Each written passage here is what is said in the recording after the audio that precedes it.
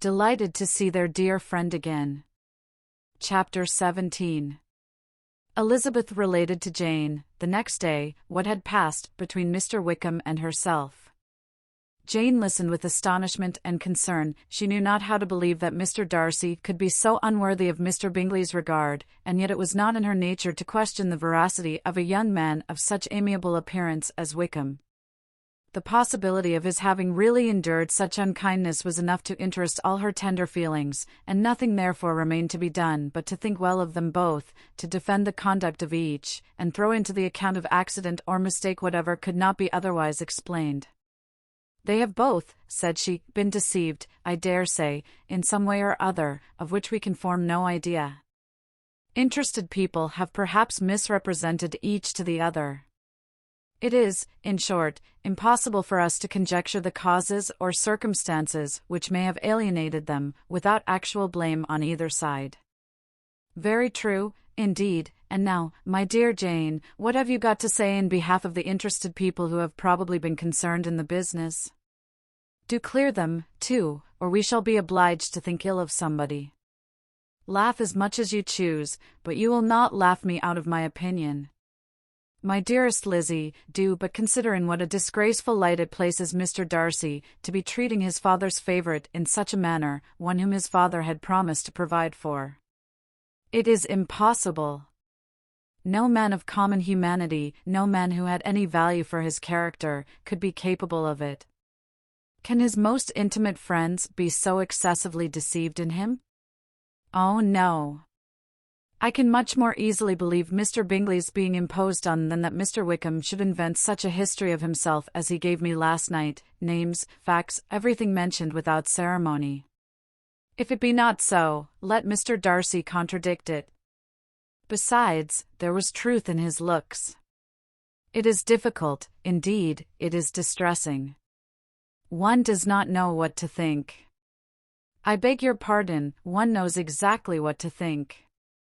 But Jane could think with certainty on only one point, that Mr. Bingley, if he had been imposed on, would have much to suffer when the affair became public. The two young ladies were summoned from the shrubbery, where this conversation passed, by the arrival of some of the very persons of whom they had been speaking. Mr. Bingley and his sisters came to give their personal invitation for the long-expected ball at Netherfield, which was fixed for the following Tuesday. The two ladies were delighted to see their dear friend again, called it an age since they had met, and repeatedly asked what she had been doing with herself since their separation. To the rest of the family they paid little attention, avoiding Mrs. Bennet as much as possible, saying not much to Elizabeth, and nothing at all to the others. They were soon gone again, rising from their seats with an activity which took their brother by surprise, and hurrying off as if eager to escape from Mrs. Bennet's civilities. The prospect of the Netherfield ball was extremely agreeable to every female of the family. Mrs. Bennet chose to consider it as given in compliment to her eldest daughter, and was particularly flattered by receiving the invitation from Mr. Bingley himself, instead of a ceremonious card. Jane pictured to herself a happy evening in the society of her two friends, and the attentions of their brother, and Elizabeth thought with pleasure of dancing a great deal with Mr. Wickham, and of seeing a confirmation of everything in Mr. Darcy's look and behaviour.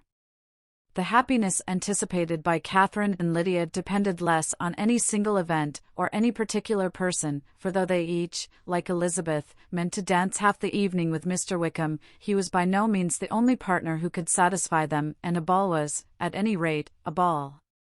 And even Mary could assure her family that she had no disinclination for it. "While I can have my mornings to myself," said she, "it is enough. I think it is no sacrifice to join occasionally in evening engagements. Society has claims on us all, and I profess myself one of those who consider intervals of recreation and amusement as desirable for everybody." Elizabeth's spirits were so high on the occasion, that though she did not often speak unnecessarily to Mr. Collins, she could not help asking him whether he intended to accept Mr. Bingley's invitation, and if he did, whether he would think it proper to join in the evening's amusement, and she was rather surprised to find that he entertained no scruple whatever on that head, and was very far from dreading a rebuke, either from the Archbishop or Lady Catherine de Bourgh, by venturing to dance. "I am by no means of opinion, I assure you," said he, "that a ball of this kind, given by a young man of character, to respectable people, can have any evil tendency, and I am so far from objecting to dancing myself, that I shall hope to be honoured with the hands of all my fair cousins in the course of the evening, and I take this opportunity of soliciting yours, Miss Elizabeth, for the 2 first dances especially, a preference which I trust my cousin Jane will attribute to the right cause, and not to any disrespect for her." Elizabeth felt herself completely taken in. She had fully proposed being engaged by Wickham for those very dances, and to have Mr. Collins instead, her liveliness had been never worse timed. There was no help for it, however. Mr. Wickham's happiness and her own was perforce delayed a little longer, and Mr. Collins's proposal accepted with as good a grace as she could. She was not the better pleased with his gallantry, from the idea it suggested of something more.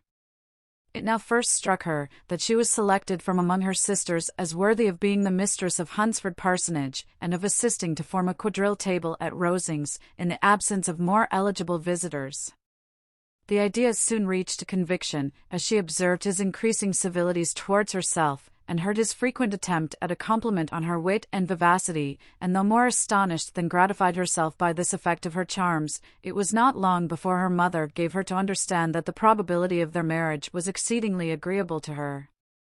Elizabeth, however, did not choose to take the hint, being well aware that a serious dispute must be the consequence of any reply.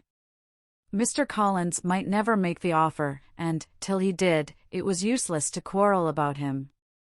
If there had not been a Netherfield ball to prepare for and talk of, the younger Miss Bennets would have been in a pitiable state at this time, for, from the day of the invitation to the day of the ball, there was such a succession of rain as prevented their walking to Meryton once. No aunt, no officers, no news could be sought after, the very shoe roses for Netherfield were got by proxy. Even Elizabeth might have found some trial of her patience in weather which totally suspended the improvement of her acquaintance with Mr. Wickham, and nothing less than a dance on Tuesday could have made such a Friday, Saturday, Sunday, and Monday endurable to Kitty and Lydia. Chapter 18. Till Elizabeth entered the drawing-room at Netherfield, and looked in vain for Mr. Wickham among the cluster of red coats there assembled, a doubt of his being present had never occurred to her. The certainty of meeting him had not been checked by any of those recollections that might not unreasonably have alarmed her. She had dressed with more than usual care, and prepared in the highest spirits for the conquest of all that remained unsubdued of his heart, trusting that it was not more than might be won in the course of the evening. But in an instant arose the dreadful suspicion of his being purposely omitted, for Mr. Darcy's pleasure, in the Bingley's invitation to the officers, and though this was not exactly the case, the absolute fact of his absence was pronounced by his friend Mr. Denny, to whom Lydia eagerly applied, and who told them that Wickham had been obliged to go to town on business the day before, and was not yet returned, adding, with a significant smile, "I do not imagine his business would have called him away just now, if he had not wished to avoid a certain gentleman here." This part of his intelligence, though unheard by Lydia, was caught by Elizabeth, and, as it assured her that Darcy was not less answerable for Wickham's absence than if her first surmise had been just, every feeling of displeasure against the former was so sharpened by immediate disappointment, that she could hardly reply with tolerable civility to the polite inquiries which he directly afterwards approached to make. Attention, forbearance, patience with Darcy, was injury to Wickham. She was resolved against any sort of conversation with him, and turned away with a degree of ill-humour which she could not wholly surmount even in speaking to Mr. Bingley, whose blind partiality provoked her. But Elizabeth was not formed for ill-humour, and though every prospect of her own was destroyed for the evening, it could not dwell long on her spirits, and, having told all her griefs to Charlotte Lucas, whom she had not seen for a week, she was soon able to make a voluntary transition to the oddities of her cousin, and to point him out to her particular notice. The 2 first dances, however, brought a return of distress. They were dances of mortification. Mr. Collins, awkward and solemn, apologizing instead of attending, and often moving wrong without being aware of it, gave her all the shame and misery which a disagreeable partner for a couple of dances can give. The moment of her release from him was ecstasy. She danced next with an officer, and had the refreshment of talking of Wickham, and of hearing that he was universally liked. When those dances were over, she returned to Charlotte Lucas, and was in conversation with her, when she found herself suddenly addressed by Mr. Darcy, who took her so much by surprise in his application for her hand, that, without knowing what she did, she accepted him. He walked away again immediately, and she was left to fret over her own want of presence of mind. Charlotte tried to console her. "I dare say you will find him very agreeable." "Heaven forbid! That would be the greatest misfortune of all. To find a man agreeable whom one is determined to hate. Do not wish me such an evil." When the dancing recommenced, however, and Darcy approached to claim her hand, Charlotte could not help cautioning her, in a whisper, not to be a simpleton, and allow her fancy for Wickham to make her appear unpleasant in the eyes of a man oftentimes his consequence. Elizabeth made no answer, and took her place in the set, amazed at the dignity to which she was arrived in being allowed to stand opposite to Mr. Darcy, and reading in her neighbours' looks their equal amazement in beholding it. They stood for some time without speaking a word, and she began to imagine that their silence was to last through the 2 dances, and, at first, was resolved not to break it, till suddenly fancying that it would be the greater punishment to her partner to oblige him to talk, she made some slight observation on the dance. He replied, and was again silent. After a pause of some minutes, she addressed him a second time, with, "It is your turn to say something now, Mr. Darcy. I talked about the dance, and you ought to make some kind of remark on the size of the room, or the number of couples." He smiled, and assured her that whatever she wished him to say should be said. "Very well, that reply will do for the present. Perhaps, by and by, I may observe that private balls are much pleasanter than public ones, but now we may be silent." "Do you talk by rule, then, while you are dancing?" "Sometimes. One must speak a little, you know. It would look odd to be entirely silent for half an hour together, and yet, for the advantage of some, conversation ought to be so arranged as that they may have the trouble of saying as little as possible." "Are you consulting your own feelings in the present case, or do you imagine that you are gratifying mine?" "Both," replied Elizabeth archly, "for I have always seen a great similarity in the turn of our minds. We are each of an unsocial, taciturn disposition, unwilling to speak, unless we expect to say something that will amaze the whole room, and be handed down to posterity with all the éclat of a proverb." "This is no very striking resemblance of your own character, I am sure," said he. "How near it may be to mine, I cannot pretend to say." "You think it a faithful portrait, undoubtedly." "I must not decide on my own performance." He made no answer, and they were again silent till they had gone down the dance, when he asked her if she and her sisters did not very often walk to Meryton. She answered in the affirmative, and, unable to resist the temptation, added, "When you met us there the other day, we had just been forming a new acquaintance." The effect was immediate. A deeper shade of hauteur overspread his features, but he said not a word, and Elizabeth, though blaming herself for her own weakness, could not go on. At length Darcy spoke, and in a constrained manner said, "Mr. Wickham is blessed with such happy manners as may ensure his making friends. Whether he may be equally capable of retaining them, is less certain."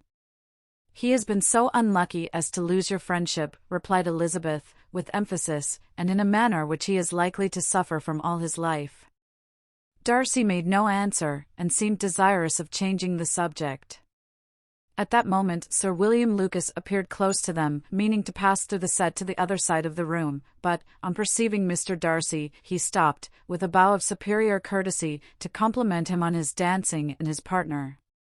"I have been most highly gratified, indeed, my dear sir, such very superior dancing is not often seen. It is evident that you belong to the first circles. Allow me to say, however, that your fair partner does not disgrace you, and that I must hope to have this pleasure often repeated, especially when a certain desirable event, my dear Miss Eliza," glancing at her sister and Bingley, "shall take place. What congratulations will then flow in! I appeal to Mr. Darcy, but let me not interrupt you, sir. You will not thank me for detaining you from the bewitching converse of that young lady, whose bright eyes are also upbraiding me. The latter part of this address was scarcely heard by Darcy, but Sir William's allusion to his friend seemed to strike him forcibly, and his eyes were directed, with a very serious expression, towards Bingley and Jane, who were dancing together. Recovering himself, however, shortly, he turned to his partner, and said, "Sir William's interruption has made me forget what we were talking of. I do not think we were speaking at all." Sir William could not have interrupted any two people in the room who had less to say for themselves. "We have tried 2 or 3 subjects already without success, and what we are to talk of next I cannot imagine." "What think you of books?" said he, smiling. "Books? Oh no, I am sure we never read the same, or not with the same feelings." "I am sorry you think so, but if that be the case, there can at least be no want of subject. We may compare our different opinions." "No, I cannot talk of books in a ballroom, my head is always full of something else." "The present always occupies you in such scenes, does it?" said he, with a look of doubt. "Yes, always," she replied, without knowing what she said, for her thoughts had wandered far from the subject, as soon afterwards appeared by her suddenly exclaiming, "I remember hearing you once say, Mr. Darcy, that you hardly ever forgave, that your resentment, once created, was unappeasable. You are very cautious, I suppose, as to its being created?" "I am," said he, with a firm voice. "And never allow yourself to be blinded by prejudice?" "I hope not. It is particularly incumbent on those who never change their opinion, to be secure of judging properly at first." "May I ask to what these questions tend?" "Merely to the illustration of your character," said she, endeavoring to shake off her gravity. "I am trying to make it out." "And what is your success?" She shook her head. "I do not get on at all. I hear such different accounts of you as puzzle me exceedingly." "I can readily believe," answered he, gravely, "that reports may vary greatly with respect to me, and I could wish, Miss Bennet, that you were not to sketch my character at the present moment, as there is reason to fear that the performance would reflect no credit on either. But if I do not take your likeness now, I may never have another opportunity." "I would by no means suspend any pleasure of yours," he coldly replied. She said no more, and they went down the other dance and parted in silence, on each side dissatisfied, though not to an equal degree, for in Darcy's breast there was a tolerably powerful feeling towards her, which soon procured her pardon, and directed all his anger against another. They had not long separated when Miss Bingley came towards her, and, with an expression of civil disdain, thus accosted her, "So, Miss Eliza, I hear you are quite delighted with George Wickham? Your sister has been talking to me about him, and asking me 1,000 questions, and I find that the young man forgot to tell you, among his other communications, that he was the son of old Wickham, the late Mr. Darcy's steward. Let me recommend you, however, as a friend, not to give implicit confidence to all his assertions, for, as to Mr. Darcy's using him ill, it is perfectly false, for, on the contrary, he has been always remarkably kind to him, though George Wickham has treated Mr. Darcy in a most infamous manner. I do not know the particulars, but I know very well that Mr. Darcy is not in the least to blame, that he cannot bear to hear George Wickham mentioned, and that though my brother thought he could not well avoid including him in his invitation to the officers, he was excessively glad to find that he had taken himself out of the way. His coming into the country at all is a most insolent thing, indeed, and I wonder how he could presume to do it. I pity you, Miss Eliza, for this discovery of your favourite's guilt, but really, considering his descent, one could not expect much better." "His guilt and his descent appear, by your account, to be the same," said Elizabeth, angrily, "for I have heard you accuse him of nothing worse than of being the son of Mr. Darcy's steward, and of that, I can assure you, he informed me himself." "I beg your pardon," replied Miss Bingley, turning away with a sneer. "Excuse my interference, it was kindly meant." "Insolent girl," said Elizabeth to herself. "You are much mistaken if you expect to influence me by such a paltry attack as this. I see nothing in it but your own wilful ignorance and the malice of Mr. Darcy." She then sought her eldest sister, who had undertaken to make inquiries on the same subject of Bingley. Jane met her with a smile of such sweet complacency, a glow of such happy expression, as sufficiently marked how well she was satisfied with the occurrences of the evening. Elizabeth instantly read her feelings, and, at that moment, solicitude for Wickham, resentment against his enemies, and everything else, gave way before the hope of Jane's being in the fairest way for happiness. "I want to know," said she, with a countenance no less smiling than her sister's, "what you have learnt about Mr. Wickham. But perhaps you have been too pleasantly engaged to think of any third person, in which case you may be sure of my pardon." "No," replied Jane, "I have not forgotten him, but I have nothing satisfactory to tell you. Mr. Bingley does not know the whole of his history, and is quite ignorant of the circumstances which have principally offended Mr. Darcy, but he will vouch for the good conduct, the probity and honour, of his friend, and is perfectly convinced that Mr. Wickham has deserved much less attention from Mr. Darcy than he has received, and I am sorry to say that by his account, as well as his sister's, Mr. Wickham is by no means a respectable young man. I am afraid he has been very imprudent, and has deserved to lose Mr. Darcy's regard. Mr. Bingley does not know Mr. Wickham himself. No, he never saw him till the other morning at Meryton. This account then is what he has received from Mr. Darcy. I am perfectly satisfied. But what does he say of the living? He does not exactly recollect the circumstances, though he has heard them from Mr. Darcy more than once, but he believes that it was left to him conditionally only. I have not a doubt of Mr. Bingley's sincerity, said Elizabeth warmly, but you must excuse my not being convinced by assurances only. Mr. Bingley's defence of his friend was a very able one, I dare say, but since he is unacquainted with several parts of the story, and has learnt the rest from that friend himself, I shall venture still to think of both gentlemen as I did before. She then changed the discourse to one more gratifying to each, and on which there could be no difference of sentiment. Elizabeth listened with delight to the happy though modest hopes which Jane entertained of Bingley's regard, and set all in her power to heighten her confidence in it. On their being joined by Mr. Bingley himself, Elizabeth withdrew to Miss Lucas, to whose inquiry after the pleasantness of her last partner she had scarcely replied, before Mr. Collins came up to them, and told her with great exultation that he had just been so fortunate as to make a most important discovery. I have found out, said he, by a singular accident, that there is now in the room a near relation to my patroness. I happened to overhear the gentleman himself mentioning to the young lady who does the honours of this house the names of his cousin Miss de Bourgh, and of her mother, Lady Catherine. How wonderfully these sort of things occur! Who would have thought of my meeting with, perhaps, a nephew of Lady Catherine de Bourgh in this assembly? I am most thankful that the discovery is made in time for me to pay my respects to him, which I am now going to do, and trust he will excuse my not having done it before. My total ignorance of the connection must plead my apology. You are not going to introduce yourself to Mr. Darcy? Indeed I am. I shall entreat his pardon for not having done it earlier. I believe him to be Lady Catherine's nephew. It will be in my power to assure him that her ladyship was quite well yesterday night.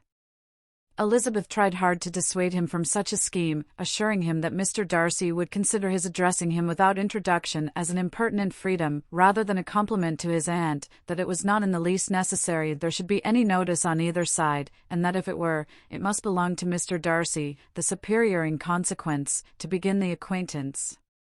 Mr. Collins listened to her with the determined air of following his own inclination, and when she ceased speaking, replied thus, My dear Miss Elizabeth, I have the highest opinion in the world of your excellent judgment in all matters within the scope of your understanding, but permit me to say that there must be a wide difference between the established forms of ceremony amongst the laity and those which regulate the clergy, for, give me leave to observe that I consider the clerical office as equal in point of dignity with the highest rank in the kingdom, provided that a proper humility of behavior is at the same time maintained.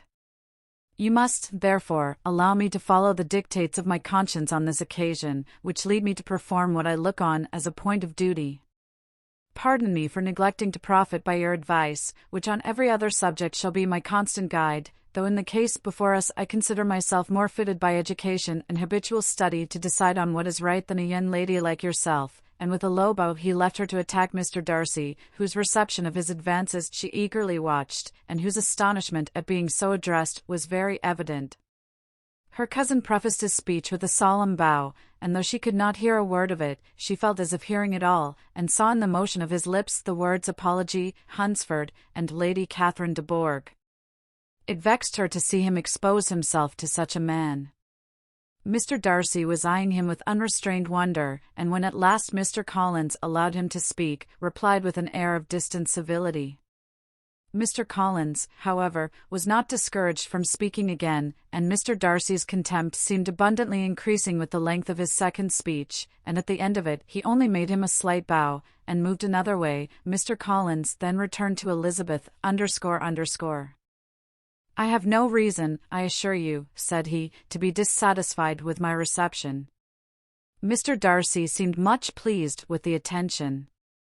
He answered me with the utmost civility, and even paid me the compliment of saying that he was so well convinced of Lady Catherine's discernment as to be certain she could never bestow a favour unworthily. It was really a very handsome thought. Upon the whole, I am much pleased with him. As Elizabeth had no longer any interest of her own to pursue, she turned her attention almost entirely on her sister and Mr. Bingley, and the train of agreeable reflections which her observations gave birth to made her perhaps almost as happy as Jane. She saw her in idea settled in that very house, in all the felicity which a marriage of true affection could bestow, and she felt capable, under such circumstances, of endeavouring even to like Bingley's two sisters. Her mother's thoughts she plainly saw were bent the same way, and she determined not to venture near her, lest she might hear too much. When they sat down to supper, therefore, she considered it a most unlucky perverseness which placed them within one of each other, and deeply was she vexed to find that her mother was talking to that one person, Lady Lucas, freely, openly, and of nothing else, but of her expectation that Jane would be soon married to Mr. Bingley. It was an animating subject, and Mrs. Bennet seemed incapable of fatigue while enumerating the advantages of the match. His being such a charming young man, and so rich, and living but 3 miles from them, were the first points of self-gratulation, and then it was such a comfort to think how fond the two sisters were of Jane, and to be certain that they must desire the connection as much as she could do. It was, moreover, such a promising thing for her younger daughters, as Jane's marrying so greatly must throw them in the way of other rich men, and, lastly, it was so pleasant at her time of life to be able to consign her single daughters to the care of their sister, that she might not be obliged to go into company more than she liked. It was necessary to make this circumstance a matter of pleasure, because on such occasions it is the etiquette, but no one was less likely than Mrs. Bennet to find comfort in staying at home at any period of her life. She concluded with many good wishes that Lady Lucas might soon be equally fortunate, though evidently and triumphantly believing there was no chance of it. In vain did Elizabeth endeavour to check the rapidity of her mother's words, or persuade her to describe her felicity in a less audible whisper, for to her inexpressible vexation she could perceive that the chief of it was overheard by Mr. Darcy, who sat opposite to them. Her mother only scolded her for being nonsensical. "What is Mr. Darcy to me, pray, that I should be afraid of him? I am sure we owe him no such particular civility as to be obliged to say nothing he may not like to hear. For heaven's sake, madam, speak lower. What advantage can it be to you to offend Mr. Darcy? You will never recommend yourself to his friend by so doing." Nothing that she could say, however, had any influence. Her mother would talk of her views in the same intelligible tone. Elizabeth blushed and blushed again with shame and vexation. She could not help frequently glancing her eye at Mr. Darcy, though every glance convinced her of what she dreaded, for though he was not always looking at her mother, she was convinced that his attention was invariably fixed by her. The expression of his face changed gradually from indignant contempt to a composed and steady gravity. At length, however, Mrs. Bennet had no more to say, and Lady Lucas, who had been long yawning at the repetition of delights which she saw no likelihood of sharing, was left to the comforts of cold ham and chicken. Elizabeth now began to revive. But not long was the interval of tranquillity, for when supper was over, singing was talked of, and she had the mortification of seeing Mary, after very little entreaty, preparing to oblige the company. By many significant looks and silent entreaties did she endeavor to prevent such a proof of complaisance, but in vain. Mary would not understand them. Such an opportunity of exhibiting was delightful to her, and she began her song. Elizabeth's eyes were fixed on her, with most painful sensations, and she watched her progress through the several stanzas with an impatience which was very ill rewarded at their close, for Mary, on receiving amongst the thanks of the table the hint of a hope that she might be prevailed on to favour them again, after the pause of half a minute began another. Mary's powers were by no means fitted for such a display. Her voice was weak, and her manner affected. Elizabeth was in agonies. She looked at Jane to see how she bore it, but Jane was very composedly talking to Bingley. She looked at his two sisters, and saw them making signs of derision at each other, and at Darcy, who continued, however, impenetrably grave. She looked at her father to entreat his interference, lest Mary should be singing all night. He took the hint, and, when Mary had finished her second song, said aloud, "That will do extremely well, child. You have delighted us long enough. Let the other young ladies have time to exhibit." Mary, though pretending not to hear, was somewhat disconcerted, and Elizabeth, sorry for her, and sorry for her father's speech, was afraid her anxiety had done no good. Others of the party were now applied to. "If I," said Mr. Collins, "were so fortunate as to be able to sing, I should have great pleasure, I am sure, in obliging the company with an air, for I consider music as a very innocent diversion, and perfectly compatible with the profession of a clergyman. I do not mean, however, to assert that we can be justified in devoting too much of our time to music, for there are certainly other things to be attended to. The rector of a parish has much to do. In the first place, he must make such an agreement for tithes as may be beneficial to himself and not offensive to his patron. He must write his own sermons, and the time that remains will not be too much for his parish duties, and the care and improvement of his dwelling, which he cannot be excused from making as comfortable as possible. And I do not think it of light importance that he should have attentive and conciliatory manners towards everybody, especially towards those to whom he owes his preferment. I cannot acquit him of that duty, nor could I think well of the man who should omit an occasion of testifying his respect towards anybody connected with the family." And with a bow to Mr. Darcy, he concluded his speech, which had been spoken so loud as to be heard by half the room. Many stared, many smiled, but no one looked more amused than Mr. Bennet himself, while his wife seriously commended Mr. Collins for having spoken so sensibly, and observed, in a half-whisper to Lady Lucas, that he was a remarkably clever, good kind of young man. To Elizabeth it appeared, that had her family made an agreement to expose themselves as much as they could during the evening, it would have been impossible for them to play their parts with more spirit, or finer success, and happy did she think it for Bingley and her sister that some of the exhibition had escaped his notice, and that his feelings were not of a sort to be much distressed by the folly which he must have witnessed. That his two sisters and Mr. Darcy, however, should have such an opportunity of ridiculing her relations was bad enough, and she could not determine whether the silent contempt of the gentlemen, or the insolent smiles of the ladies, were more intolerable. The rest of the evening brought her little amusement.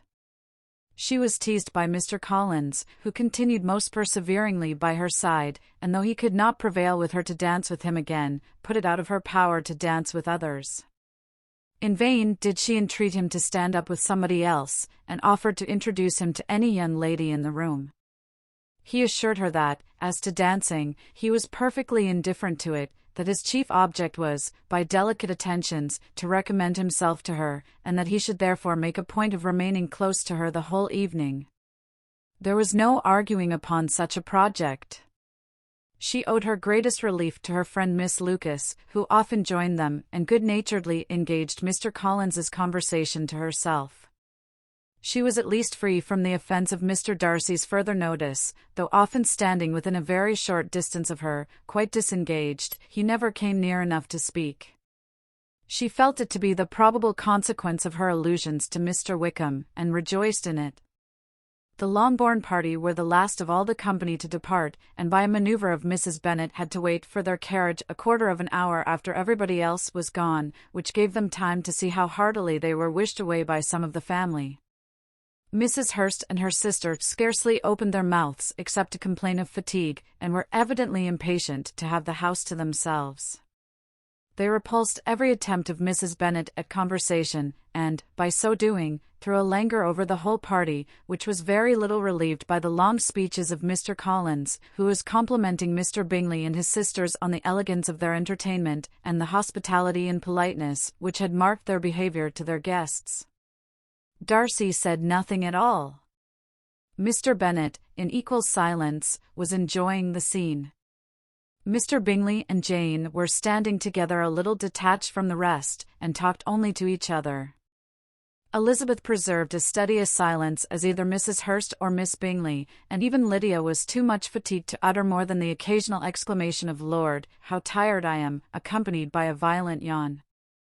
When at length they arose to take leave, Mrs. Bennet was most pressingly civil in her hope of seeing the whole family soon at Longbourn, and addressed herself particularly to Mr. Bingley, to assure him how happy he would make them, by eating a family dinner with them at any time, without the ceremony of a formal invitation. Bingley was all grateful pleasure, and he readily engaged for taking the earliest opportunity of waiting on her after his return from London, whither he was obliged to go the next day for a short time. Mrs. Bennet was perfectly satisfied, and quitted the house under the delightful persuasion that, allowing for the necessary preparations of settlements, new carriages, and wedding clothes, she should undoubtedly see her daughter settled at Netherfield in the course of 3 or 4 months. Of having another daughter married to Mr. Collins she thought with equal certainty, and with considerable, though not equal, pleasure. Elizabeth was the least dear to her of all her children, and though the man and the match were quite good enough for her, the worth of each was eclipsed by Mr. Bingley and Netherfield.